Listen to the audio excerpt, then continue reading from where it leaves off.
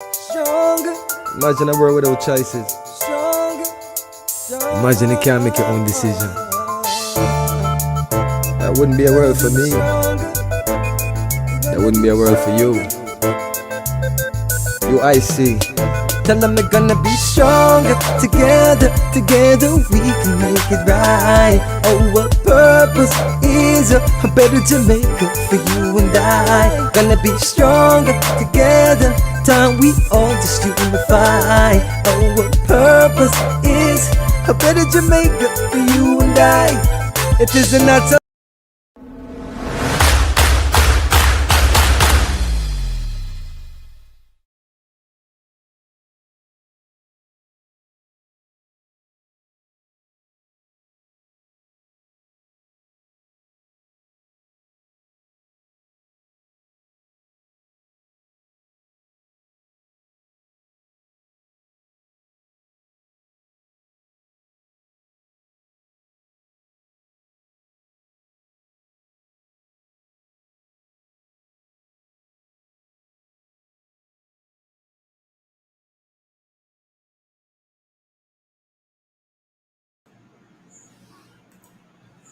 Hello, good evening, and welcome to another edition of UIC Liberty TV. This is Joseph Patterson. Glad to be with you again here tonight to talk about quite a developing situation in Jamaica over the last week and a half. You would have seen where we had some very unfortunate activities in our financial sector. We're going to talk about that tonight. So good evening, Nadine Lee. Good to see you on. Welcome, JMH. Good to see you on as well. Desmond Myrie, good night. Welcome to another edition of UIC Liberty TV.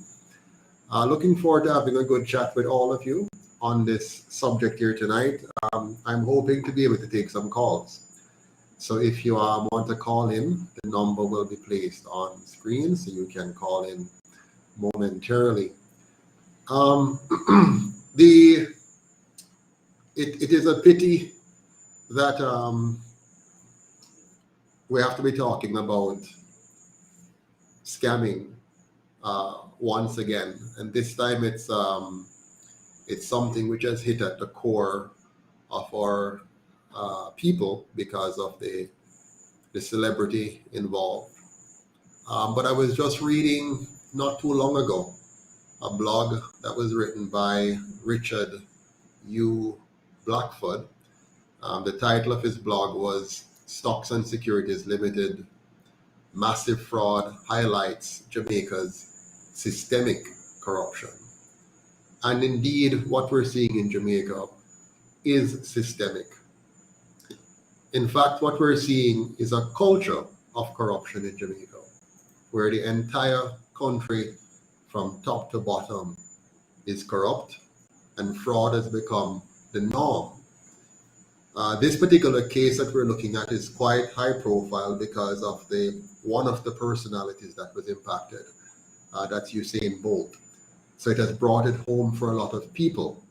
And we have heard the Prime Minister expressing his disgust in line with the Minister of Finance expressing the same. A little late in coming, but expressing disgust. But there's more to this than meets the naked eye.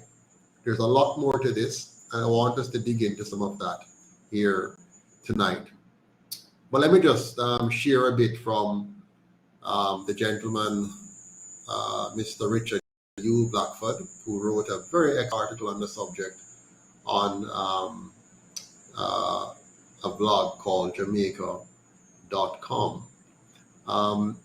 He says, the Jamaican Minister of Finance, Dr. Nigel Clarke, finally broke the government of Jamaica's self-imposed silence when he spoke late Thursday, January 19, 2023, on the massive fraud at Stocks and Securities Limited, SSL in Kingston, Jamaica. Dr. Clarke gave the assurance of a full and thorough investigation hours after he announced that the executive director of the FSE, Everton McFarlane, has resigned from the post 1 day after facing the press about the multi-billion-dollar fraud at SSL.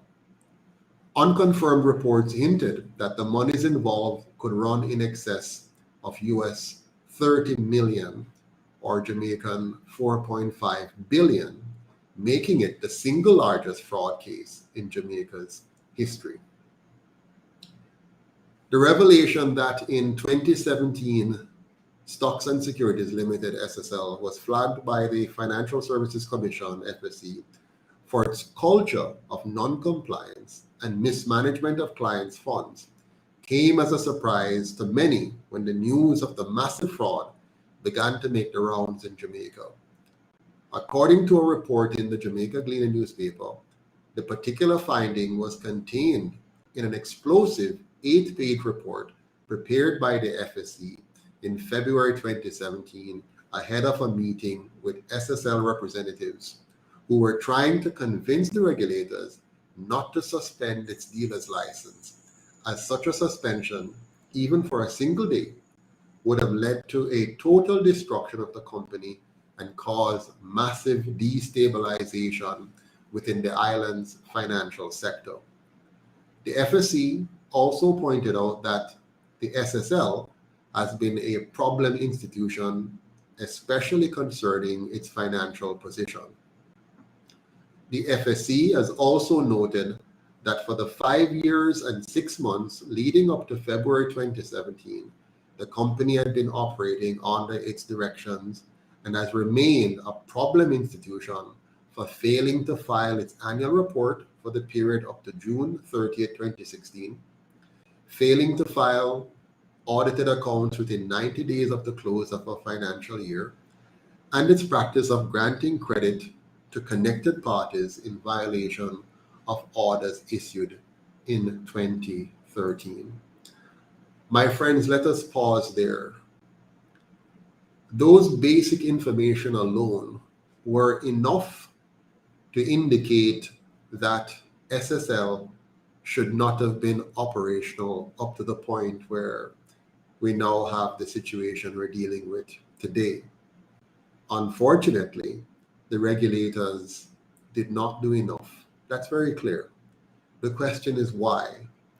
You have also seen from what I've just read for you that the company was engaged in lending monies to persons that they ought not to be lending money to. In fact, they're not really a lending institution. So a lot of things were going on that should not be going on at the organization. But let's continue.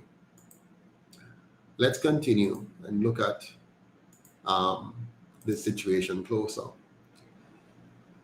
In the circumstances, one could easily argue that the culture of non-compliance and fiduciary violations were aided and abetted by the FSC's unwillingness to exercise the powers under its hand and bring the company to heel.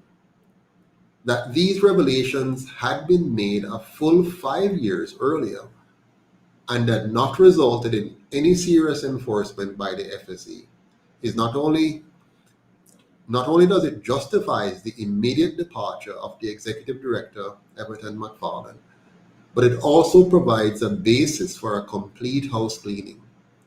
McFarlane had indicated at a disastrous press conference called on Wednesday that we are aware that there are a number of questions that are of public concern. Questions, for instance, relating to the FSC's past actions, what we knew, when we knew, and what we did. Our ability to answer such questions at this time is constrained, he said. The fact is that the FSC has always been in possession of the tools that the agency needed to address the issues. It reported, but did nothing. The result is the monolith of a fraud perpetrated on unsuspecting Jamaicans by a group too callous to show regard for those who had reposed in them their trust and confidence to manage their funds, in many cases their life savings. Now, it took the government of Jamaica more than a week to even offer a comment on the development. This must be seen as a major embarrassment, even as every major news and sporting channel around the world was reporting on the massive fraud in Jamaica, which has smeared the former world and Olympic champion and primary ambassador at large for brand Jamaica. The government's tardiness in getting out ahead of this has severely damaged the island's reputation, not to mention the damage to the confidence of Jamaicans at home and in the diaspora, who are constantly being wooed by its embassies and consulates to take their funds and their investments to Jamaica. One of the best places in the world to save and invest, they were told. Jamaicans everywhere have expressed their disgust with the authorities for their lethargy and tardiness in addressing the issue, even as a substantial number of Jamaicans view the response as providing escape routes for individuals connected to the company and associated with major players in the governing Jamaica Labour Party. For many of these commentators, this is just one more instance of the pervasive corruption that has taken root in the country and have feasted on its heart, has now begun to consume the Highlands' soul. Now, of course, the article mentions the Jamaica Labour Party, but the PNP is no doubt just as guilty and just as entangled, as we shall soon see.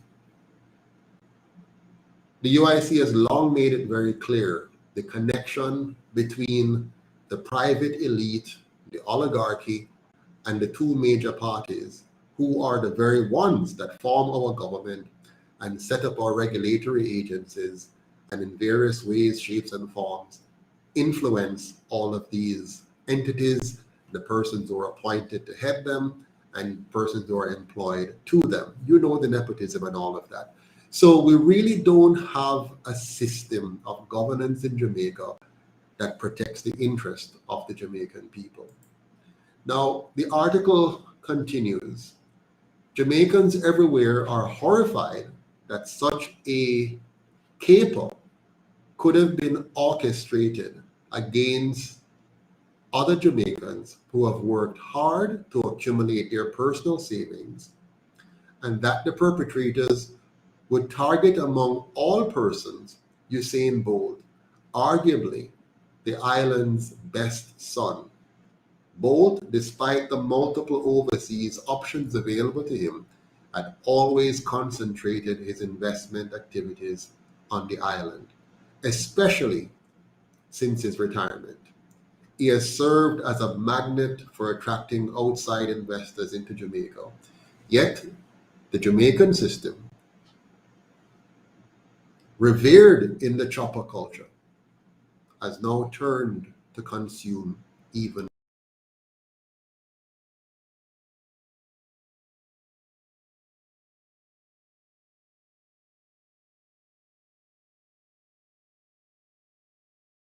has taken hold in Jamaica, my friends.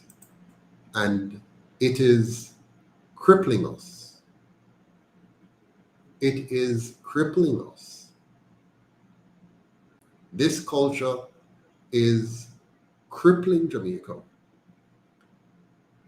And we can find no solace in government or opposition.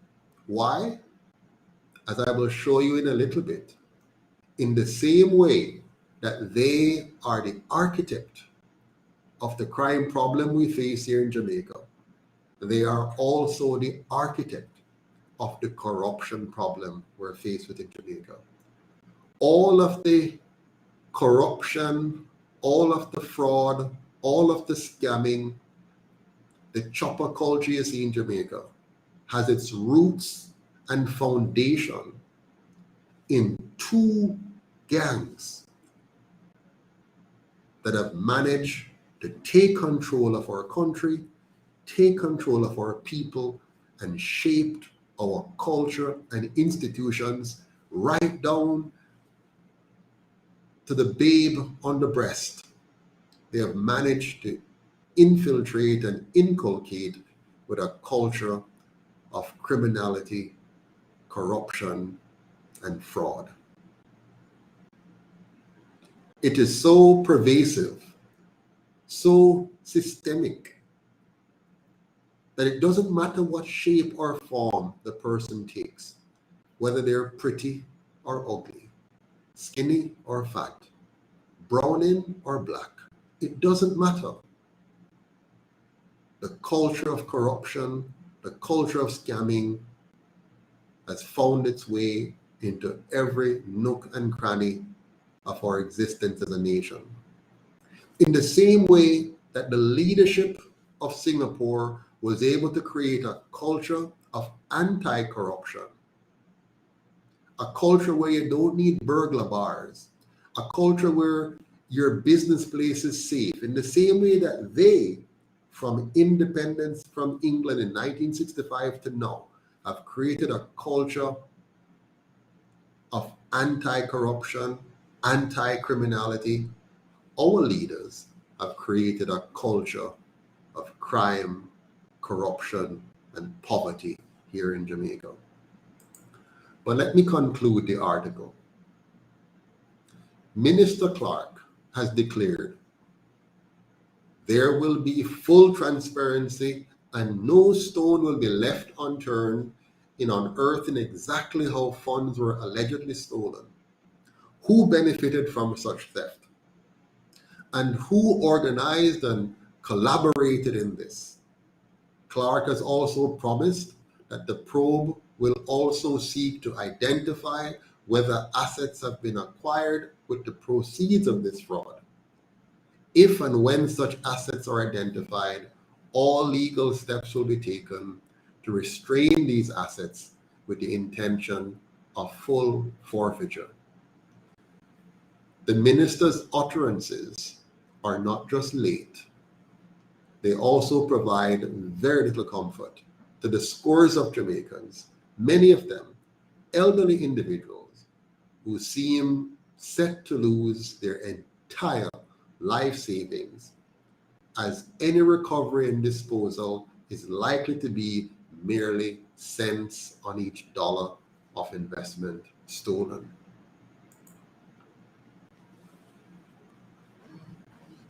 No Jamaican right now should have any confidence in even one word that comes out of the mouth of the Minister of Finance or the Prime Minister on the matter of transparency, on the matter of thorough investigation, on the matter of bringing anyone to justice. They have a track record of not performing, of not delivering on anything of substance that they promise. And so I fear that those who have lost millions may never see them again. But let us hope for the best. USAIN Bolt made a big mistake, which may cost him over 12 million US dollars. And he's not alone. There's a bigger picture to this that we have not paid attention to for years now. And the big picture is that we, the Jamaican people, you and I, all of us, have been fleeced billions of dollars. In fact, $2 trillion have been stolen from us via fraud by well-placed scammers in suits, in ties, nicely dressed, nice perms, well-tailored suits, excellent speakers. Some of them have PhDs and doctorates, and they're called Dr. This and Dr. That, be they in the public sector or the private sector, be they a prime minister or CEO or wealth advisor. You and I should be greatly outraged, but we have taken our eyes off the ball, and now we're being given a wake-up call. In the person of USAIN Bolt, an iconic figure, losing $12 million, more than $12 million US. But what about the rest of us? What about the person who was fleeced $100,000, $1 million, $5 million, $10 million throughout the course of the normal day-to-day life here in Jamaica?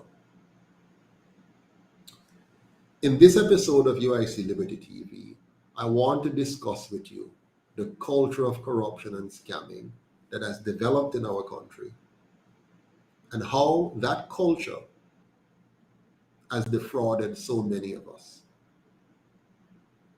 If you ever pause to think about it carefully and look at how much we have been fleeced, how much we have been defrauded by the very leaders that have stood in our parliament, stood in the seat of our government, appointed persons to lead various ministries and agencies.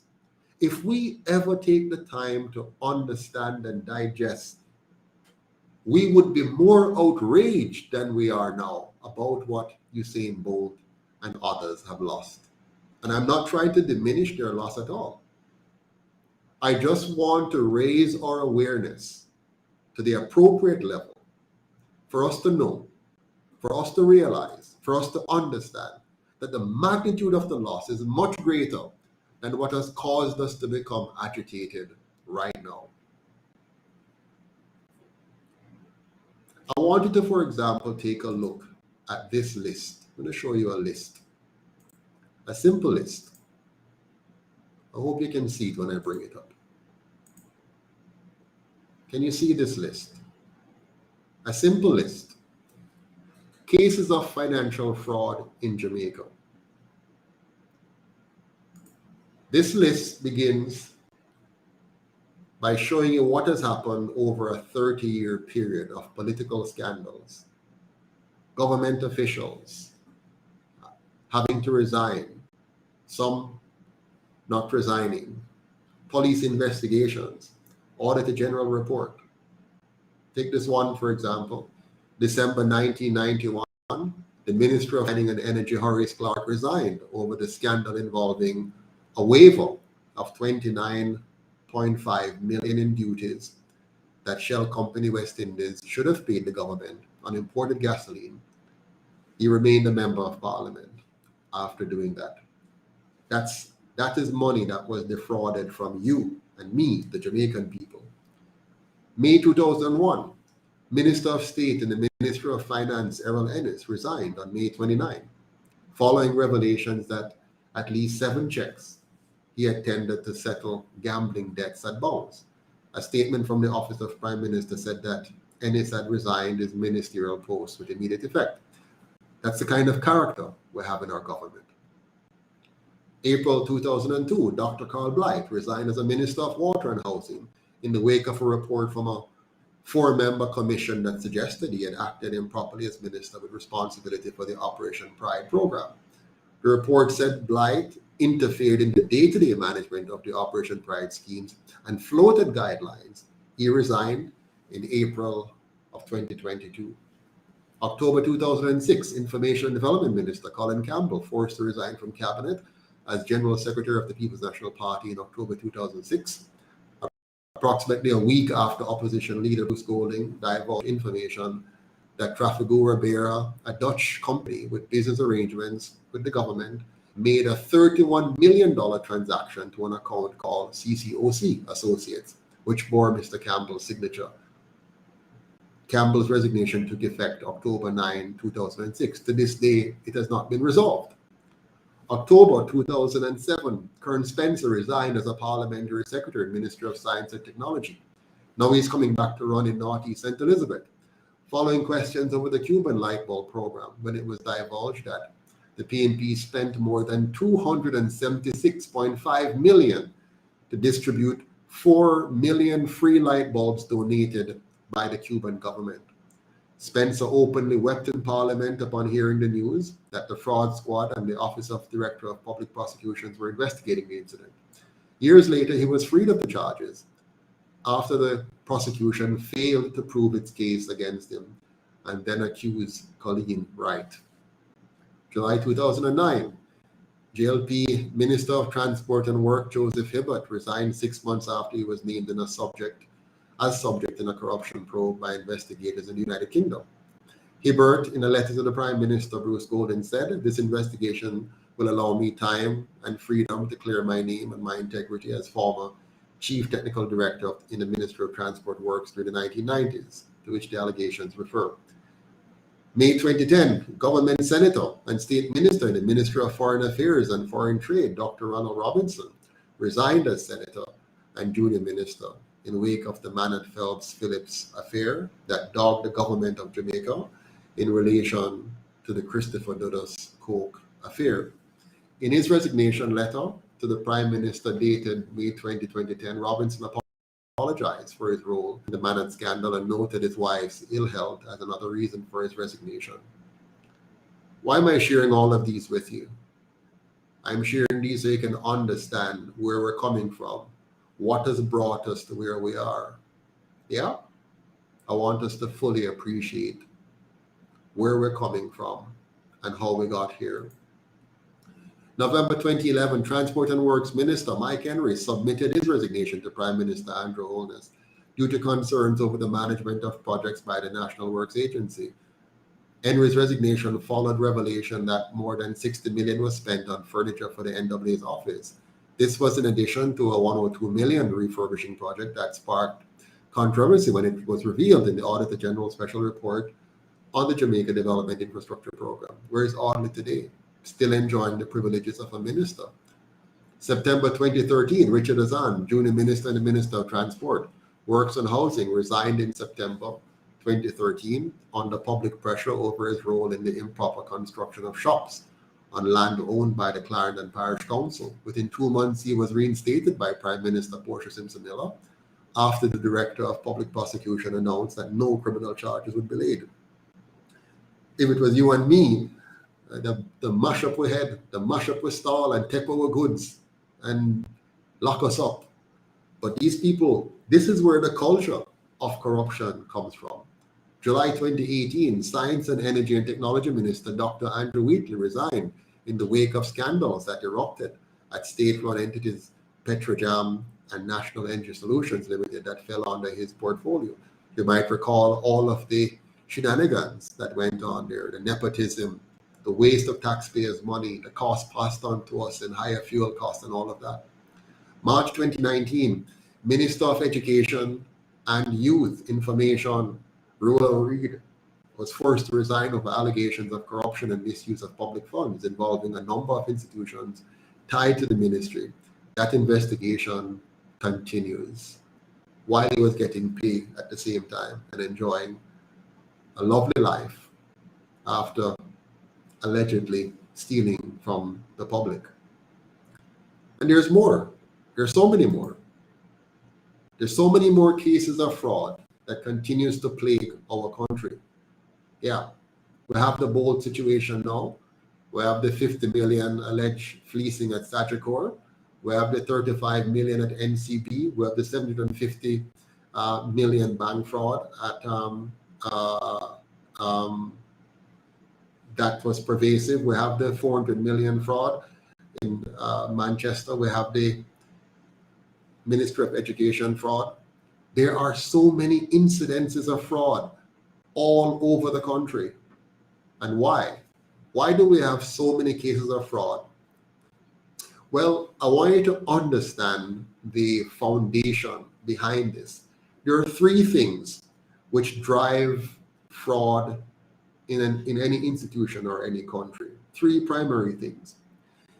And if you have these three things multiplying because of the environment which has been created, because of the environment in which you live and work, then it's going to explode. And so I want us to take a few minutes now to just understand the foundational cause of fraud. What are some of the drivers? And there are three key drivers that I want us to look at tonight, which I think is going to be, quite helpful in our understanding of the subject matter. So let me see if I can share that with you now. Just give me a second here, and we're going to take a look at some of the drivers behind this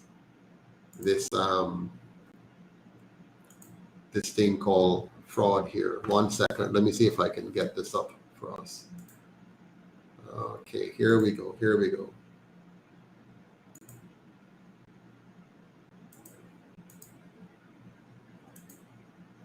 All right, so let's take a look here.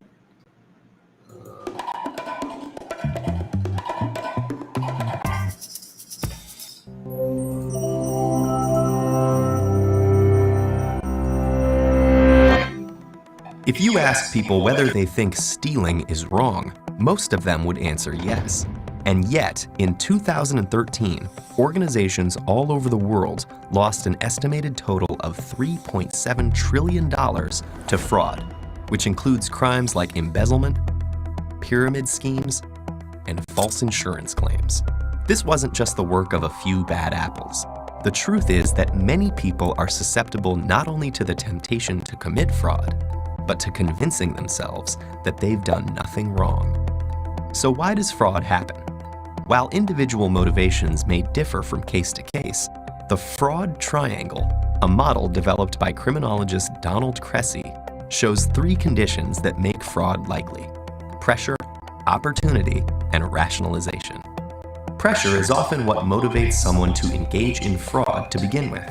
It could be a personal debt, an addiction, an earnings quota, a sudden job loss, or an illness in the family. As for opportunity, many people in both public and private sectors have access to tools that enable them to commit and conceal fraud. Corporate credit cards, internal company data, or control over the budget. The combination of pressure and being exposed to such opportunities on a daily basis can create a strong temptation. But even with these two elements, most fraud still requires rationalization. Many fraudsters are first-time offenders, so in order to commit an act most would regard as wrong, they need to justify it to themselves. Some feel entitled to the money because they are underpaid and overworked, and others believe their fraud is victimless, perhaps even planning to return the money once their crisis is resolved. Some of the most common types of fraud don't even register as such to the perpetrator. Examples include employees fudging timesheets or expense reports, taxpayers failing to report cash earnings, or service providers overbilling insurance companies. Though these may seem small and can sometimes only involve hundreds of dollars, they all contribute to the big picture. And then there's fraud on a massive scale. In 2003, Italian dairy food giant Parmalat went bankrupt after it was found to have fabricated a $4 billion bank account and falsified financial statements to hide the fact that its subsidiaries had been losing money. Because it was family-controlled, corporate governance and regulator supervision were difficult, and the company likely hoped that the losses could be recouped before anyone found out. And it's not just corporate greed. Governments and nonprofits are also susceptible to fraud. During her time as city comptroller for Dixon, Illinois, Rita Crundwell embezzled over $53 million. Rita was one of the country's leading quarter horse breeders and winner of 52 world championships, but the cost of maintaining the herd ran to $200,000 per month. Because her position gave her complete control over city finances, she was easily able to divert money to an account she used for private expenses, and the scheme went unnoticed for 20 years. It is believed that Crundwell felt entitled to a lavish lifestyle based on her position and the notoriety her winnings brought to the city. It's tempting to think of fraud as a victimless crime because corporations and civic institutions aren't people. But fraud harms real people in virtually every case. The employees of Parmalat who lost their jobs, the citizens of Dixon whose taxes subsidized horse breeding, the customers of companies which raise their prices to offset losses. Sometimes the effects are obvious and devastating, like when Bernie Madoff caused thousands of people to lose their life savings. But often they're subtle and not easy to untangle. Yet someone, somewhere, is left holding the bill. So from that little presentation, you should have seen that there are three primary things which drive fraud. First of all, there needs to be some kind of pressure. The person might be feeling pressure, as in the case of Miss Panton. You heard she talked about family sickness, having some financial pressures due to the impact of the pandemic and so on. And she gave her reasons for that. Then you need to have opportunity. There needs to be a case where there are lax controls. So the internal controls are not strong enough, the governance is not strong enough, and so the person is able to take advantage of weaknesses in the system to be able to do what they do. But number three, there's always some kind of rationalization. Now, this is something we have been doing in Jamaica for a number of years. Persons have been rationalizing stealing from their employers, for example. So don't behave as if we're all nice and innocent saints. Many times in Jamaica, persons steal from their employer by course, normally. So they plan to, thank you very much. So they plan to steal as part of their compensation model. So they will say to themselves, how does this thing work? They'll say to themselves that they're not being paid enough. My employer not paying me enough. And so they will steal. Let's say you're working at a fast food restaurant and every night you're going home, you steal some of the flour or some of the seasoning or some of the meat. You're working on a construction site and you steal some of the supplies and go home. These are all wrong. But people rationalize, and sometimes it is as big as what you have seen in the case of SSL. But bigger than this is our politicians. Every Jamaican know that politicians are thief. Every child growing up here from their parents, oh, politicians, them are thief, and they've seen how all the while you've seen all kind of news of politicians finding ways to rip off the Jamaican people. Well, there's a ripple effect. This ripples down into society. And as long as politicians keep ripping us off and getting away with it, and you're having, for example, in the last election, you saw where both Andrew Holness and Peter Phillips were trading scandals. Who had the most scandals, who is the most corrupt. So they're trading corruption. So Mr. Holness can list 200 corruption cases for the PNP, and Peter Phillips can list 200 corruptions from the JLP. This gets into the psyche of the people and creates even a sense of, this is okay. What I'm doing is reasonable. I can come up with a rational cause for it. Now, on top of that now is where you have opportunities for it. I'll give you one opportunity which you might overlook. The way we run politics in Jamaica, we expect politicians, for example, to come to our communities, big shot, come in them jacket and tie and whatever, and give us some big highfalutin talk and splurge some money in our community. So then buy a drink or so, they buy pay for some food or so. They put on free back to school clinic, and they give out books and stuff, and give out free medical services and all kinds of stuff. And we clap and we cheer. In fact, many of you clap and cheer as politicians do these things. What you don't realize is that that approach is preparing your politician to become a thief. Because remember, why is a politician buying your vote? Why should a politician dig into his pocket? Or why should a donor donate to a politician millions of dollars? Yeah, millions of dollars to a politician. When you see these big banks and these big insurance companies and these big car dealerships and so on giving millions of dollars to your political representatives to come into your community and buy your votes, because that's what they're doing. They're getting all of this money to buy your votes. When they're elected, they now have a very big incentives to do things to reward those special interests who have funded their parties. When they dig into their pockets and buy drinks and stuff for you to nice you up to vote for them, they have to go and make back this money. Now, most of these politicians, if you look back at the history, most of them were not rich people. They didn't enter politics as rich people. They enter politics as, middle income or low income in some cases people. Many of your councillors in your communities, they're poor people. But over time, in a very short time while in politics, you notice suddenly they have better cars. They start to build or expand on their homes. They suddenly find the money to buy a gas station or a pharmacy or some kind of bigger establishment. And suddenly these poor, lower income, middle income persons, a person who used to work as a lecturer at UE or somewhere, suddenly start to have money now that you have elected them after they have bought your votes. And you think you had a democracy. No, it was a vote buying exercise.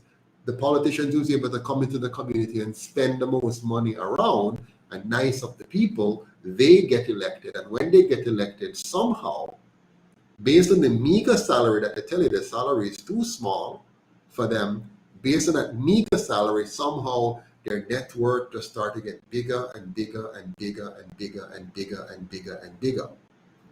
And then they're wealthy. All of that is the kind of corruption, the kind of fraud that is going on. Now, let's expand this a little bit. There's a number of big frauds that have happened. I'll give you a quick one. Back in the 1960s, the early 1960s, the then JLP government received a large amount of money to build schools in Jamaica. When the dust settled, only half the number of schools that should have been built were built. Half was built. So each of those schools cost us twice as much to make. The money was fully used up plus some. So what really happened there is that our politicians, then JLP, found a way to steal a large chunk of that money, which made a few low-income, poor, average persons wealthier. We, the people of Jamaica now, from the 1960s, were left to carry the load. How did we carry the load? Very simple. Because we got half the number of schools in the 60s than what we should have had, we had less spaces for children. So you had more crowded classrooms. So we borrowed the money to build, let's say, 100 schools, and we only built 50 schools. But we still had a lot of students who needed a space in the classroom. So now you have overcrowded classes. You also ended up with shift schools. So students didn't get a normal regular school hour full-time. They were now broken up into 2 shifts for the same school. You also had less monies available to pay teachers and so on. Now, because of the failure to use all of the money we borrowed properly, we get substandard students coming out of our schools. Substandard students, therefore, are less productive. Yeah, so they're not going to be as productive as they should be to add to the nation's GDP and push up our quality of living. But we still have to pay back the money that we borrowed, plus interest. And so now we're not producing enough because we have not educated our people well. we have produced a lot of poor quality graduates, but we still now have to pay back this debt. But we don't have the production to pay for that debt. So the debt now is going to mount up because we can't pay on schedule properly, and it's going to multiply and multiply and multiply. That's the 1960s. Then come the 1970s. In the 1970s, we had a lovely prime minister called Michael Manley who loved the poor and wanted to do everything to make the life of the poor better off. So he embarked on some very ambitious social programs to help the poor. Now, nothing is wrong with that. That is very good to want to help the poor and to want to embark on wonderful social programs to help the poor. But before you can help somebody, you have to make sure that you are financially sustainable, that you are financially able, that you have figured out the economics of it all. So Manley forgot about the economics of it and focused on the spending part of it. So he spent a lot of money. He spent it in a way that was not sustainable. He spent it in a way that was not effective. The intentions were good, but the impact of his spending were bad. He also engaged into some utterances and alliances that disrupted our relationship with our major lending partners and our major trading partners. As a result of that, it destabilized our economy tremendously, pushing up the debt while shrinking our productive capacity because people got used to the idea of wanting stuff for free from the government, but not necessarily having the capacity or the training to produce. What happened then? We had to deal with the IMF, and we have to borrow from the IMF, and that came with some serious restrictions and conditions. Now, one of Manley's biggest problems is that while he was doing all these wonderful stuff, there's a lot of corruption going on. His ministers and his team and all kind of people are ripping off the taxpayers blind, okay? Like just ripping off taxpayers.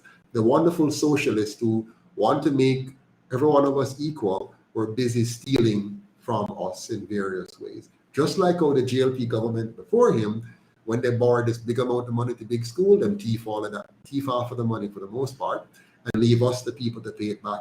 So too on the Manley in the 70s, them thief all the money while saying nice things and announcing nice programs and poorly managing those programs and being wasteful and running up the debt. The credit card is running up and people are thief like crazy. For example, I'll give you one of the things that happened.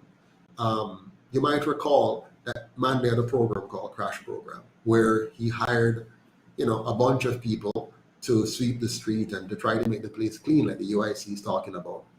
Poorly designed, but he had a program nonetheless. Good intentions. You know what was happening? All one man, I collect 6 check. One man, one woman, I collect 6 check. So they have 6 names on the register. So 6 people work, 6 people sweep the street, 6 people cut lawn and do whatever. But a one man, I get all of them checked there. And the work is actually not done, actually. But we the people go and pay this back because the money is borrowed for the most part and it has to be paid back, but no real productivity has taken place. Our productive capacity hasn't been improved. The same thing happens with the road works. We borrow money to fix the road, but we give that contract to some gang leaders in communities and so on, so the road not fixed properly, the road not last long enough, but we have paid all of this money. In fact, much of the money that did not go into the road, it went elsewhere. But we get some poor standard road. Now, because those roads were not there, being properly designed and properly maintained so that we could be efficient in driving and moving goods around the country, we did not get the benefit of those borrowing because the road quality was poor. Same for our school, we did not get the benefit of good schools because the school qualities were poor or half as much. The money we borrowed to train teachers wasn't used effectively, so on. So we have all of these borrowed monies but not getting the productivity out of it, but we have to pay back the loan. So you see that 60s, 70s. Now come the 80s. Mr. Seaga is now the favorite of the Americans. He championed their cause. They were able to use him during the fight with Manley, and they have their arguments. Only for people get murdered. We were taught to kill each other. Okay. Now Mr. Seaga is in. What happened? Whole heap of money flowed into Jamaica from all over the place, from the US. Lots of investment poured into Jamaica. And what did we discover? Whole heap of money was borrowed. Whole heap of corruption took place. Whole heap of money get thief. And then by the time the PNP come back into power, the debt is further ballooned and escalated. So big debts. Okay? By then, the IMF is more stringent with us and things are getting more tight, and the IMF is putting on more pressure upon us. Why am I telling you all of this? I want you to see how we get to one of the most massive fraud that was ever perpetrated on the Jamaican people. That fraud came in the 1990s now. Michael Manley is returned. He gets sick. PJ Patterson takes over. Omar Davis becomes the finance minister. And they had a brilliant idea. Here's what that brilliant idea was. Simple. Borrowing from the IMF is too restrictive. Yes, the interest rate is fairly low, but they always have all kind of rules and restrictions, and you can't do this, you can't do that, you can't. We want the freedom to do whatever we want. Nothing wrong with that. I believe we should get rid of the IMF too. However, you should get rid of the IMF for the right reasons, in the right way, and make sure you do the right things. PJ Patterson and Omar Davis had a very different idea. Now, to be fair, it's not just PJ Patterson or Omar Davis. It's the entire PNP establishment in the 90s. Yes, you might have one or two persons that would have had a different idea, but the gang, they were in charge. They were the mafia in town, and they had a massive plan for how they were going to defraud the Jamaican people of billions of dollars. And I'm going to explain to you how they did it. Okay? Watch me carefully. Now, don't get me wrong, because in Jamaica, if you say PNP, it means you're GLP. And if you say GLP, it means you're PNP. You all know I am none of that. I have never been a member of either of the two parties. I am 100% committed to Jamaica, we the people. So I'm going to tell you how the GLP ripped we off in the 1960s, how Manley makes some serious blunders in the 1970s, and then people them thief for money. And in the 80s, how Seaga led a massive influx of money that was then ripped off and left us with the bag to pay back the debt. Now come the 1990s, the reinvention of the PNP, no longer openly socialist. They're now going to play the capitalist game, so to speak. And boy, did they play that crony capitalism game very, very well. Here's what they did. So, because of their mismanagement of our country over the years, severe mismanagement, theft, corruption, costing us billions of dollars. Because of that, every time they go to the IMF, there was restrictive rules. Now, I'm no fan of the IMF. The IMF is a part of an international fraudulent system. Me says so. Big fraudulent system. But that's another story. We, the Jamaican people, chose, through our leaders, our representative, chose to engage the IMF. They never forced us to. They never begged us to. Manley never had to go to the IMF. But because of his policies, his destructive policies that cost us dearly, he had to go to the IMF. Just like how Bruce Golden later on would do the same thing again on the heel of the 2007-2008 situation. Now, here we are in the 1990s. PJ Patterson, Omar Davis leading us, decided that they would like to run with it. They would like to be able to spend money more freely without having the restrictions of the IMF as a schoolmaster keeping them in check. So they had a brilliant idea. Let us go to the private market to borrow money and pay off the IMF and get them off of our backs. And so we now will have the full freedom to do whatever we want to do in the economy. And that's exactly what they did. They gave up the low interest rate loans from the IMF and take on borrowing in the private market fully without any restrictions from anybody. And so now they could be free to borrow and spend in whatever shape or form they want to do. And so that's what they did. So they got rid of the IMF, and now they were able to borrow freely. Now, what does this do? It's very simple. The government now becomes a major competitor with the productive sector to borrow money on the private market at whatever interest rate will allow them to get the money that they need. Now, there's some other twist and turn to it about foreign exchange and all of that kind of stuff, but don't be confused by it.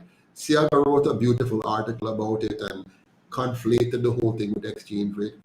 Don't be confused. The bottom line is, government of Jamaica built an economy that's based on debt.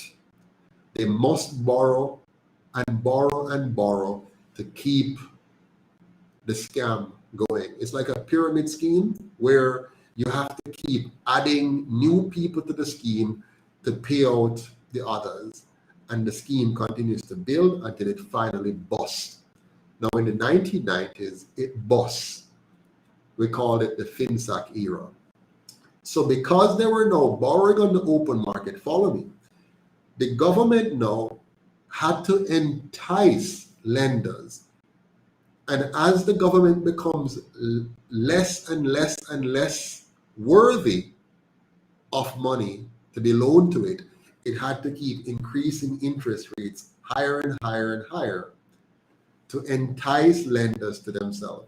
So now the banks in Jamaica, Jamaicans abroad, Jamaicans at home, stop making money available for the productive sector and was shifting most of its money to the government, because the government was giving you a very nice yield on your investment in government papers, in government paper. And so this now is pushing up interest rates. Now, this caused commercial banks to raise their interest rates. Similarly, because Jamaica's productivity was going down, and therefore we're earning less foreign exchange coming in, we start having pressure on the exchange rate as well. So you're having less foreign currencies coming in and more foreign currencies going out to buy stuff. So you start having a rapid depreciation of the Jamaican dollar. How will the government stop this? By the central bank pushing up interest rate further in terms of overnight lending among the other banks, forcing them to push up their interest rates as well. And this caused a cascading effect, because if small businesses, if medium-sized businesses cannot get access to affordable loans, they cannot operate their businesses. And so overnight, the government of Jamaica stole billions of dollars from the Jamaican people through its high interest rate policies and killed off thousands of companies, thousands of jobs. And to this very day, we're suffering and paying the price for those decisions of the 1990s by PJ Patterson and Omar Davis and the PNP. Don't forget, prior to that, we're still paying the cost of the JLP's theft of our monies in the 1960s when they borrow what would be the equivalent of billions of dollars and stole half of it and gave us less school and forced us to pay back these monies. Yeah. Now you compound that with the myriads of corruptions that I've told you about before, all the other corruptions, all the other theft of the Jamaican people's money, in all the other schemes, the rural read kind of schemes and other schemes. When you compound all of that together, we, the Jamaican people, have paid dearly, and we have gone through cycle and cycles of austerity. Cycle and cycle of austerity. And you hear about we have to ban our belly, and we have to do all kind of things to help the government. They freeze our wages. Yeah. They don't give raise of pay for how long to public sector workers. Yeah. They push up our taxes. All kind of things, all kind of fees. We are paying for the massive fraud of these two political parties over the 79 years that they have been in charge of our government. Now, I want to share with you, if I can find it here, let me see if I can find it. I want to share with you a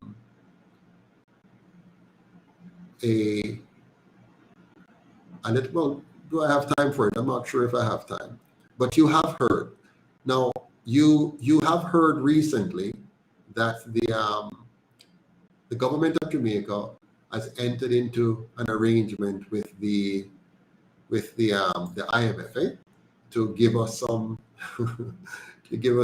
some money. I want you to listen to it. Let me see if I wonder if I can get it for you. Let me see here if I can share this one with you. See if I can share this with you here.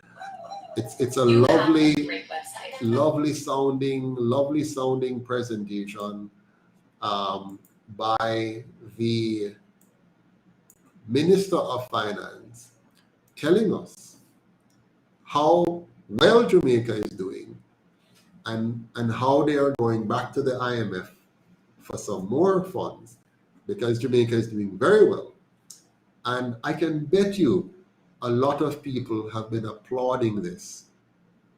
Yeah. I heard somebody said they're trying to reach me. Give me a little bit. We're going to come on. I'm going to take some calls shortly. But give me a little bit here. Oh, it looked like the phone was ringing and I wasn't even hearing it. Let me see here. I am so sorry. I guess the ringer was off. The ringer was off, it appears. Let me see here. Yeah. All right, you can try me again. But okay, let me not show that video. I'll just explain to you. So, I should read some comments here. It says, PJ was very bad news for Jamaica. Absolutely. Now, let me play it for you. I think that will be useful. Yeah, let me play this for you so we can talk about it. Because what's happening now, we're now going into the next biggest massive fraud. I know we're talking about this USAIN bolting and SSL and so on, but that is painful as it is, bad as it is. What we're about to experience is 1,000,000 times worse. Andrew and Nigel, together with Mark and his group, they are about to do another FinSac on this country. FinSac, is really horrible, I want you to kind of try to appreciate what it means to have a company where you were paying a debt at 30% interest, and then you wake up the next morning and that debt is now at 60% interest, and then you have a penalty for overdraft that brings it to 100% interest, and then shortly thereafter it raises to 120% interest. Now, no company No ordinary company can survive those kind of jump in interest rate. It's like you having a mortgage. You bought a house, and you bought the house for, let's say, $12 million here in Jamaica at the time. You can hardly find one now for that. $12 million. And you got, let's say, a 6% interest rate. 5 years later, when you're going to renew the mortgage because you could not have paid it off. Hello, good night. Give me 1 second. Hold on a second. You couldn't pay off the mortgage in 5 years. So at the end of 5 years, when you go back, the bank said it's no longer 6% interest. It's now going to be 25% interest. That alone would kill you because your wages didn't go up that much to be able to pay it. Just imagine if the bank said 50% interest. You'll never be able to pay off that mortgage. In fact, you won't be able to pay the monthly mortgage payments, and so you would have to give up that house. That's what happened to our business people back then. Hello, good night, welcome. Yes, Mr. Patterson. Yeah, who am I speaking with? Really want Grant. You're speaking of Grant. Mr. Grant. We really want to, yes, we really want to have the year still. Off the ear. Okay, well, I'm on the ear right now, so another time, eh? All right, take care. Been trying to reach you still now. Okay, well, try again. I'm sorry about that, but try again, all right? All right. Okay, take it easy. Yes, sorry about that. So let me, beautiful day. So Eagle Bank is the same NSL man involved in the IMF debacle, okay? And Adolf says, successive governments have tried to promote Jamaica as a viable offshore banking location. However, the excessive corruption and ineffective management practices and controls have failed us. I'm glad you say that, because what has happened with SSL, you see, there's no way in God's creation that should happen. There's no way that one person should be able to so cover all the steps in the process for dispersing funds to be able to do that. It means that the systems of controls that they had in there, the checks and balances that they had in the company, were absolutely weak. So it means, their internal audit failed, their compliance officer failed, their external auditor failed, the supervisor for that person failed, the manager for the supervisor failed, the director failed, the board of directors failed, the CEO failed. Every single layer of controls remember, we're talking about an organization that's dealing with people's money. And when you're dealing with people's money, internal controls is a critical thing. You guys heard me talk about it before several times. I've spoken about good governance. And that's what we're talking about here, good governance. If SSL had good governance, what has happened would not have happened, at least not for so long. We're talking now about over 10 years. And you're seeing a lot of this in many of our institutions. But a part of the problem is that we're pushing our people too far to the edge. So we're running out of even internal gatekeepers. Because what happens, if you have a company where everybody is incentivized to engage in fraud, everybody, that affects the whole system of internal controls, because all the gatekeepers are themselves thieves. All the gatekeepers are corrupt. All the gatekeepers are look for a way to beat the system. And so they don't have time to carry out their jobs. And I've noticed this in Jamaica, that when you hire somebody, when you hire them, they wanted a job. They might beg a job. They need a job very bad. And as soon as you hire them, their mind shifts from doing the work that you hired them to do to figure out how them can thief from you. So you find, and if you look carefully, you notice many of our workers, they're at work, but they're not at work. Their body is there, but their minds are not there. Why is this? I put it to you, it's not because our people are inherently bad. Our country is harsh.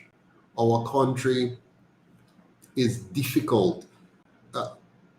Wages here in Jamaica are very low relative to the cost of living. So remember that pyramid I showed you earlier on? The three reasons for fraud?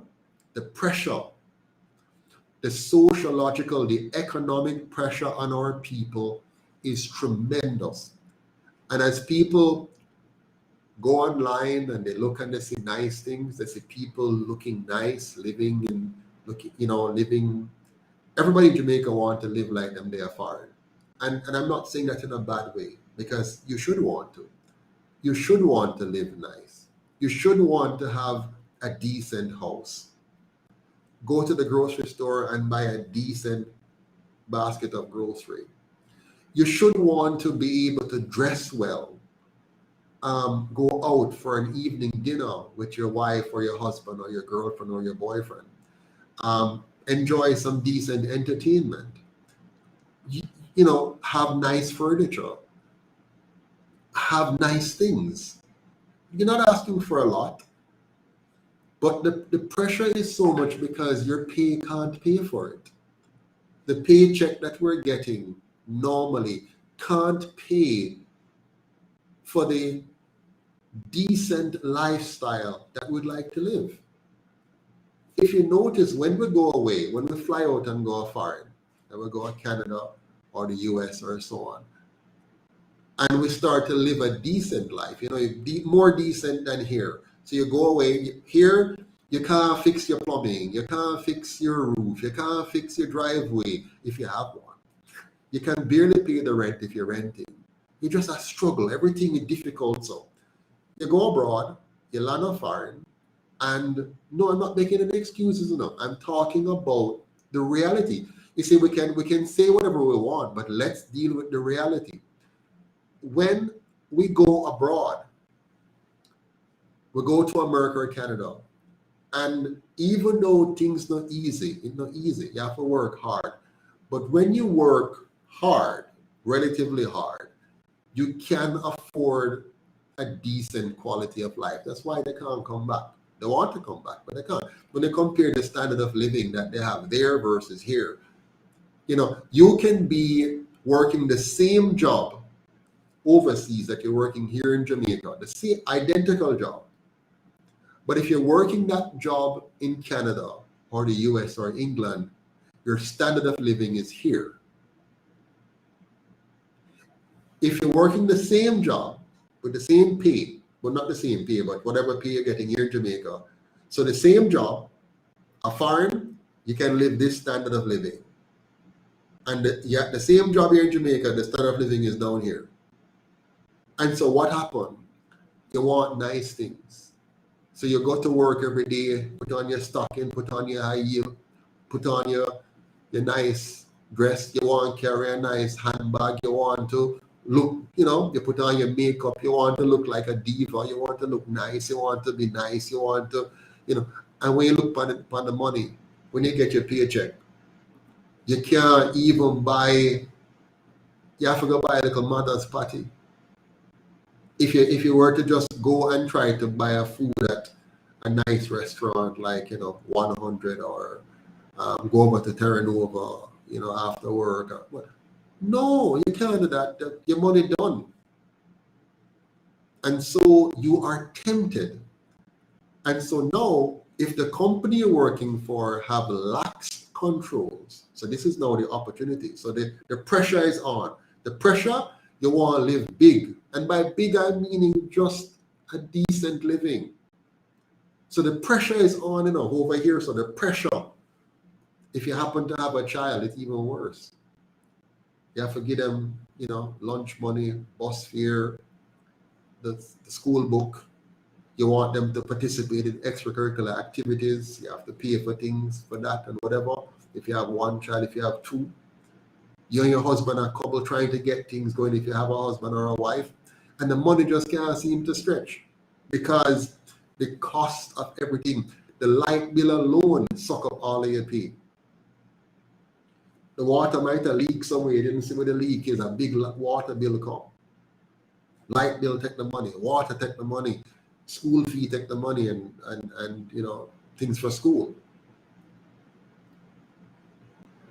And so it is very, very difficult. So that's the pressure side. And then comes now the opportunity side. Is the company weak in terms of its internal controls? And for you to have proper internal controls, you need to have enough staff. Now, sometimes you have staff in different positions, but if all of the staff are distracted by their personal challenges, they might not pay attention to the controls. Yeah, you might not be able to pay attention to the controls. And so the controls get lax. Maybe all the CEO will try to thief himself. So the CEO will try for thief, so now have time to pay attention to the controls. The manager will try for thief, should now have time to pay attention. The supervisor will try for thief, and the staff. And that's how you get a culture now of fraud and theft in this country.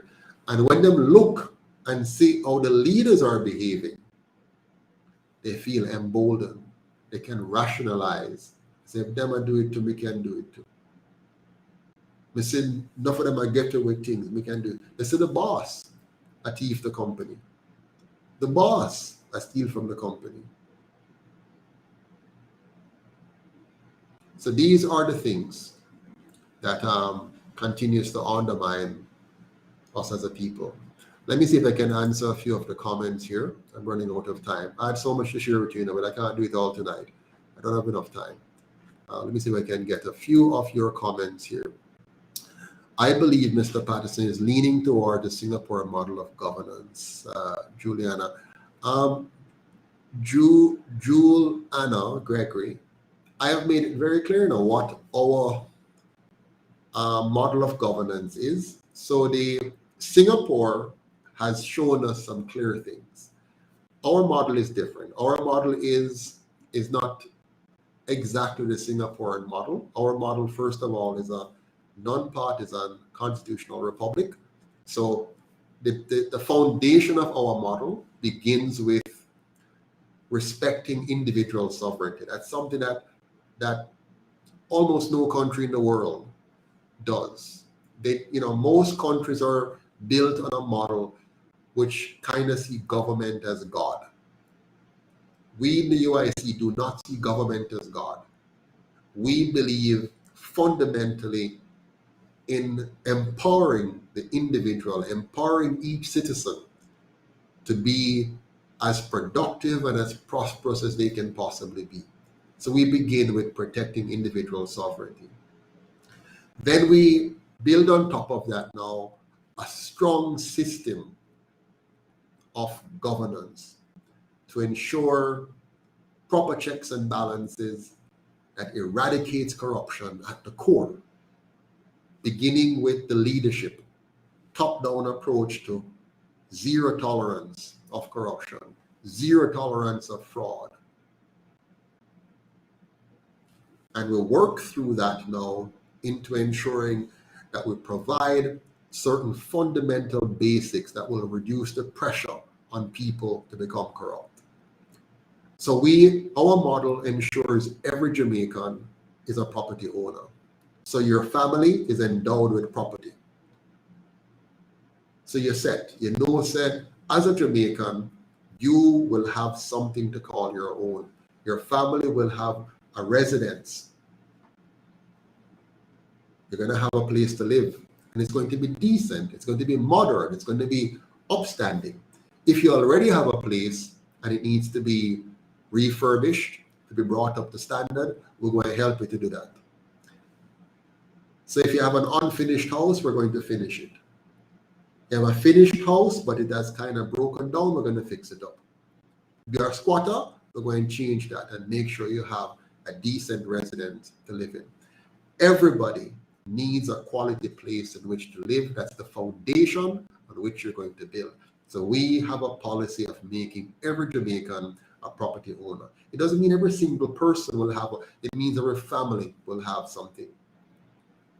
And we don't want it to be a matches box. We don't want no ghetto, no zinc fence, no nothing. So we're going to do away with all of the garrison and ghetto and squatter things and put up quality residences or modify existing residences to make them quality residences. And so that's what we're going to do. So every child must have quality nutrition because we understand the importance of building our human capital. So we're going to be in a massive campaign to rescue our children and by extension, our nation, our people, by getting all of us to a quality nutritional standard for all of our children. So nutrition, quality education, a different education model that shifts away from the passing exam approach to the building competency as a whole person approach. Mind, body, and personality, understanding relationships and building good relations, business, family, and very importantly, mastering money, understanding money so that you can make effective decision, money-making decision, money management decisions, and supporting that with having quality technical skills that allows you to be able to be a value added in society. So our education model is an empowering model, not the foolishness we have now. So if we make sure our kids have the nutrition, the education, the healthcare, and the housing that they need, the family is well set to do very well. So many of the ideas that Michael Manley had in terms of the lifting up our people, but we're going to do it the right way, the financially sustainable way, the way that is going to ensure that we eliminate poverty with an economy that's bottom up and a crime and corruption fighting that is top down, that we go after the big ones, the big men and women who are thieving from our people, and stop that. And we have some key industries we're going to use to do that. Number one is organic farming. On the same level as the Netherlands, and even better, using technology and our advantages to becoming the organic food capital of the world. Harvesting our water to becoming a net exporter of water in a world where water is becoming the most important commodity. And investing in eco-friendly community tourism that is nationwide, so making all of Jamaica the all-inclusive product. So everywhere, every community, every street, every lane is a part of our tourism product. Clean, it smell good, it look good, and feel good like a tourist resort. So no more the zinc fences, no more of the bad roads, no more of the lacking sidewalk and lacking street address and lacking signs. Fix all of that. Manicure the country. Well managed, well maintained, beautiful country. And we're going to more than quadruple our tourist inflow and do that at the community level so that the economy is bottom-up driven. So the small man quickly no longer the small man. It's like how Singapore was able to bring their country to a level where their people no longer are available to do the menial jobs, so to speak, because they have just been risen up by their government. And they have to import people to do the menial tasks. We will get there too. But first, we have to build these infrastructure in. And so that's the model of our government, a very, very different model from the one we're used to. But I probably went on for too long and missing out on all the comments here. What am I missing?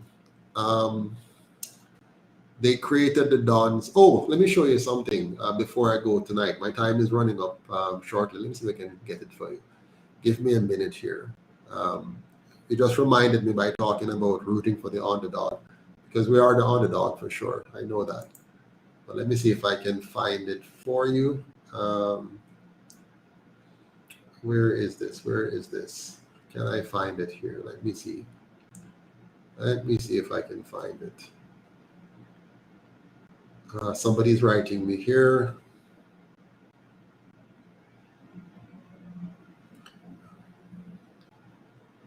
Okay, let me see if I can find this here. I think it came to me through let me see here. What's his name again?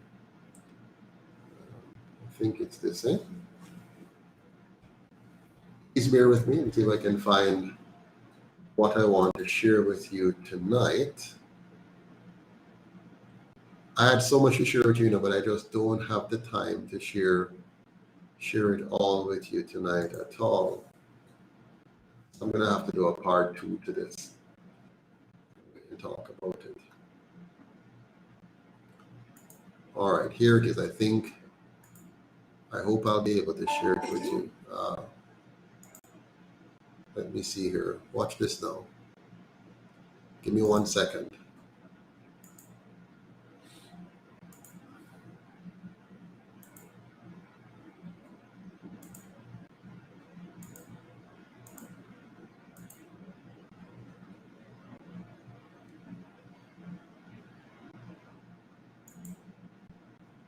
All right, I think I have it now. I think this will work.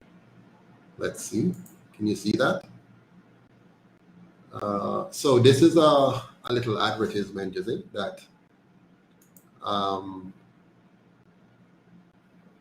we have some wonderful folks that have worked on this, particularly Mr. Douglas Harper. You haven't seen him for a while, but we'll see him soon. Did you know that Jamaica is not a poor country?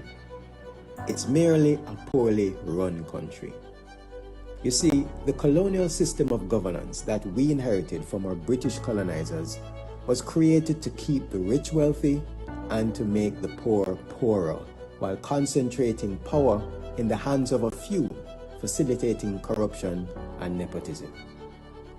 Help us change this abusive, corrupt system of governance by electing UIC candidates who are committed to ending the mass corruption, poverty, and crime that have been plaguing our nation for 79 years under the two colonial parties. These two parties rely on funding from big corporations that have their own private special interests that benefit them, but not you. Instead, let us fund our own movement to ensure that the United Independence Congress is on the ballot, so that you can vote for a system that works for and benefits you, the people, and not just the few. Help us raise money for the upcoming local government elections. If just 5,000 of us donate 5,000 Jamaican dollars each, we would raise 25 million Jamaican dollars to fund our campaign. Your donations will fund representatives that come from your constituencies, your municipal divisions, your communities. Jamaica needs your help. Join us in building a new Jamaica powered by you. Let's save Jamaica now. Yeah, so that's a little ad that is inviting you all to contribute to us being able to mount a campaign here in Jamaica. As you know, the UIC is not funded by the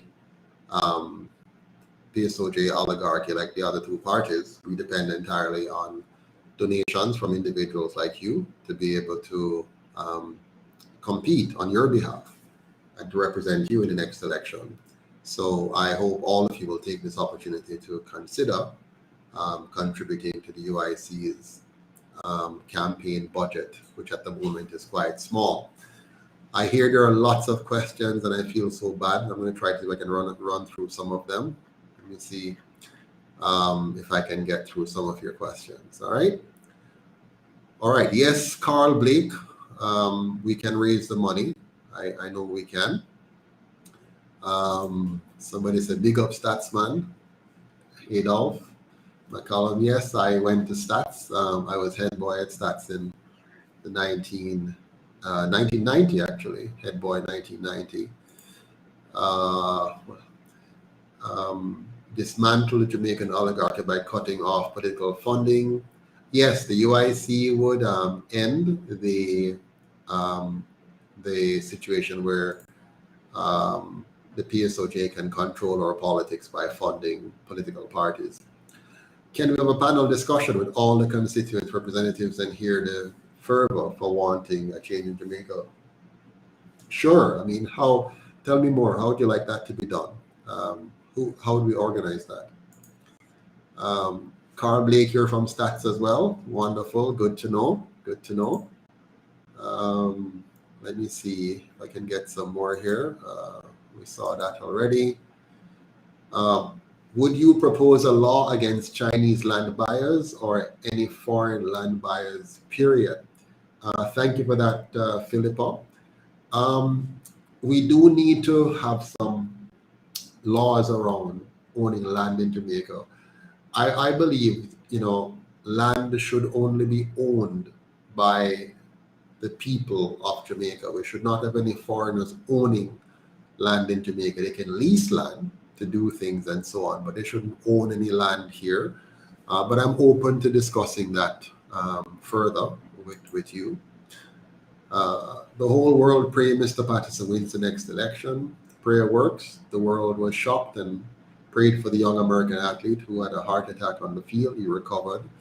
Absolutely, prayer is powerful. Thank you for that, Jojo. What else do we have here? All right. You guys are asking great questions in the comment section. Let me see them. Let me see some of the questions. What's the weather condition in Alberta? I don't know. Question here. How would you dismantle Jamaica criminal oligarchy? Well, the short answer is start at the top and investigate and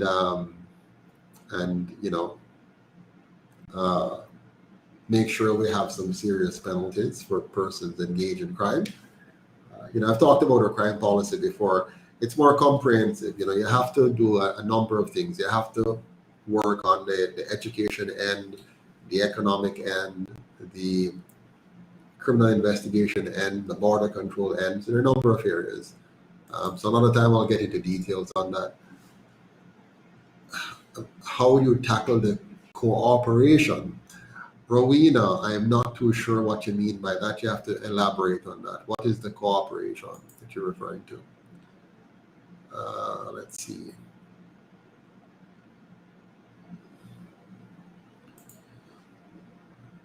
They created the Dons to remain in government and retain the seats in parliament. In part, yes, that's true.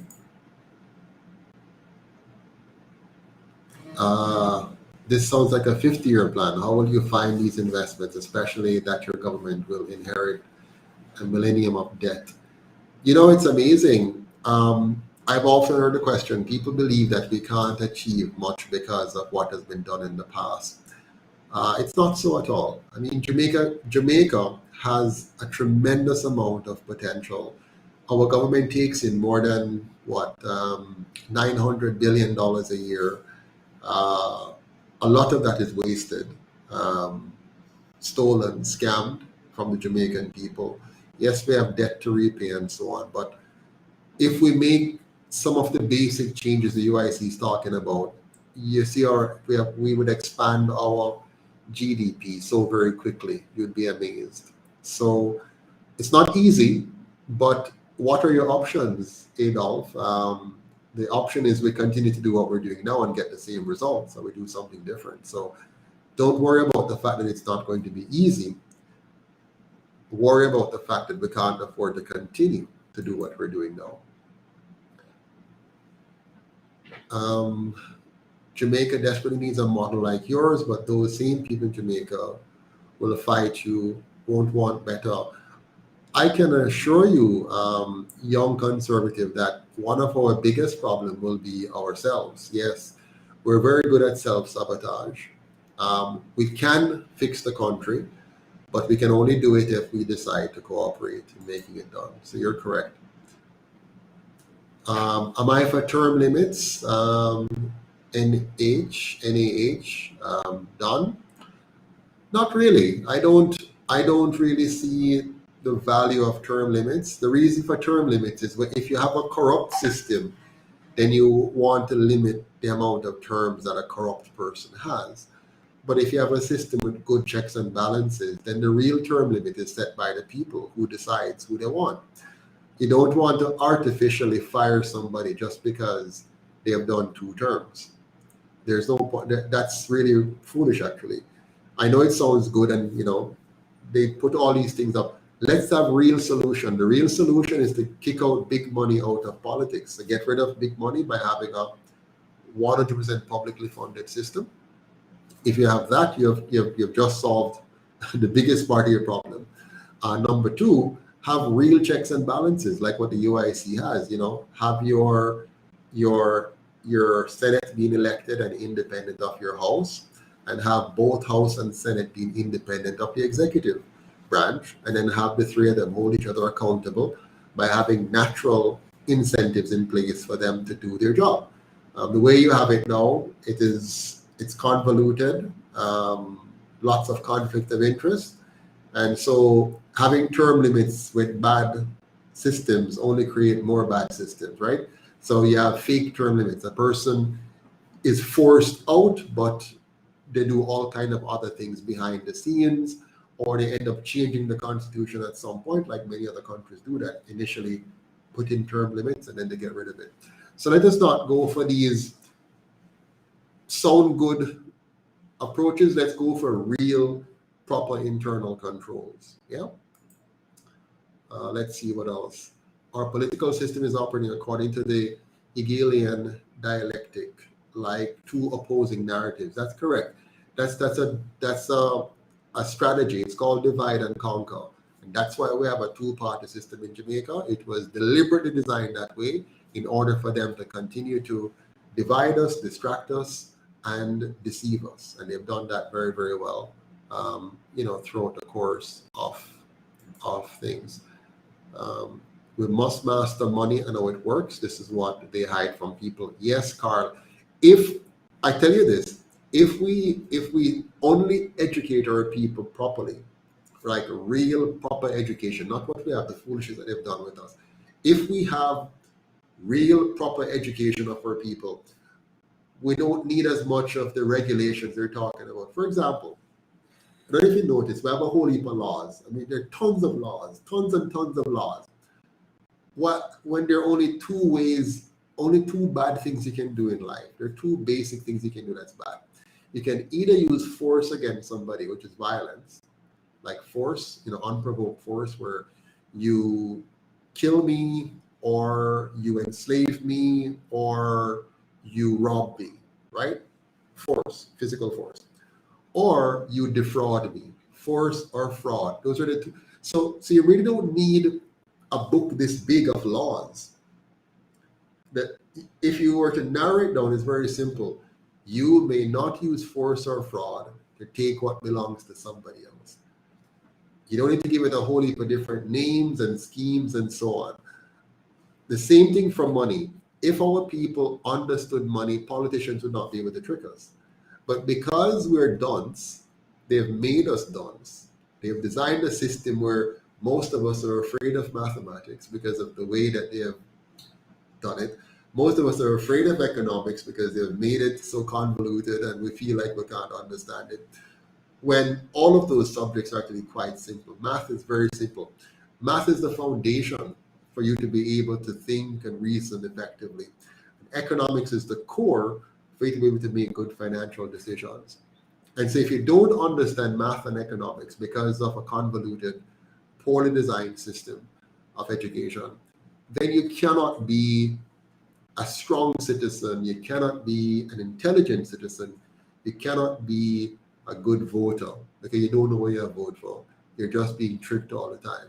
So we are indeed,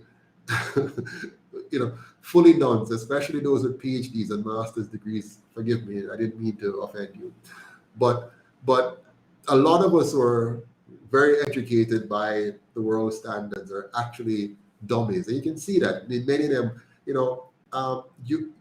Our intellectuals come on TV and talk every day, and they can't do anything. They will never get together and push out the people who are killing us, messing up our economy and whatever. But they come on, they can talk, they can explain everything to you, they can say whatever, but they cannot do anything. They're a bunch of talking heads. You hear them on radio talk show, they can talk forever on radio talk show programs or television programs. They can talk, but they can never, if they're so bright, why are they being ruled by dummies? All the people who we have on our TV and radio who are talking nice, and they have lots of big words. They can tell you everything. They can come and analyze SSL and analyze all the stuff that's going on, but they will never organize a political movement and get rid of these crooks that are running our country. They'll never do it. Why? Because they're not that bright after all. They're actually, intelligent sounding dunce people. They can't reason, they can't analyze, they can't solve any problem. They can talk about it. They can have an academic position on things, but they really can't do anything. They're weaklings. That's why they allow people like Andrew Holness to be our prime minister. That's why they allow the PNP and JLP to do what they've done to us over the last 79 years, while they talk, at the university, on TV, on radio. They have talk shows forever. They've been talking for 50 years while Jamaica is going down to the dumps. If you want to see people who have sense, they get in the trenches and they get things done. They get up off their behind, they get up from around their computers, and they do things that will make a difference. So most of these people that you hear talking, these talking heads, these bright people, these really smart people, you see them cluck behind the two parties. You'll see them at their conferences in their green shirts or their orange shirts. You'll see them going out there and talking on their behalf to say all kind of foolishness, which is deceiving the people of Jamaica. Yeah. And so they buy into this. They'll intellectualize away why we need to keep the system the way it is. Yeah. So anyways, I've said enough on that. There's too much cronyism in Jamaica. Always have been people walking around being called Dr. this and Dr. that. Yeah, look at that. We have had Dr. Omar Davis as our finance minister, Dr. Peter Phillips, and now Dr. Nigel Clark. And look at the country. I mean, these people can't even manage an economy. They can't manage. How can they advise us as a people? They could not manage. They run up Jamaica's debt to $2 trillion and have nothing to show for it. And we're still trusting them to lead us. They messed up our country, messed up our economy. When the world is growing economically, we have been stagnant. And now we have fake growth because they know that we don't know anything. Eh? So now they're telling us that we have growth. What kind of growth is that? During 2000, the pandemic, the economy declined more than 5%. And now they tell us we have growth. That's not growth. You're simply returning to where you declined 5%. So here you were. You were dunce before, and then because of learning loss meaning, they locked down your school and lock your kids out of school and they weren't learning anything. Now they're duncer. Then you reopen school and the child is picking up back and getting back to the level that there was before. And then you say, oh, that's growth. No, that's not growth. That is recovery. And not even any meaningful, you're going back to where you were before. The Jamaican people today are suffering as much today as they were suffering before. In fact, they're suffering even more now. But anyways, I have said enough on that. I was hoping to answer some questions, but there are just too many questions here tonight. I can't see. I'm trying to pick out some. All right, so I'm running out of time. I've run out of time completely. So I'm not going to try any further to get to any more questions. But let me say thank you for sharing your time with me tonight. We learned about the three pressures that's causing fraud in Jamaica. We learned about the culture of corruption, where it's coming from. FinSAC being one of the biggest fraudulent activity. And I hope we will get the time to revisit and to have the courage to be outraged about and to realize that it's not just USAIN BOLT that was defrauded. All of us have been defrauded by our own government over the last 79 years. And so now we have to do something about it. And so tonight I want to leave you with this video again that I showed earlier on. You can do something about it. Yes, let's have a part 2. You can do something about it. We must do something about it. And the way you can do something about it is to help us by taking charge of this movement, becoming a major contributor, and helping us to be able to represent you in the next election. So I'm going to leave you with this again. Have a good night, and thank you so much for your time, your talent, and your treasure that you have shared with us thus far. Oh, and look at that. It won't allow me to share that with you again. So have a good night. Take care. All the best.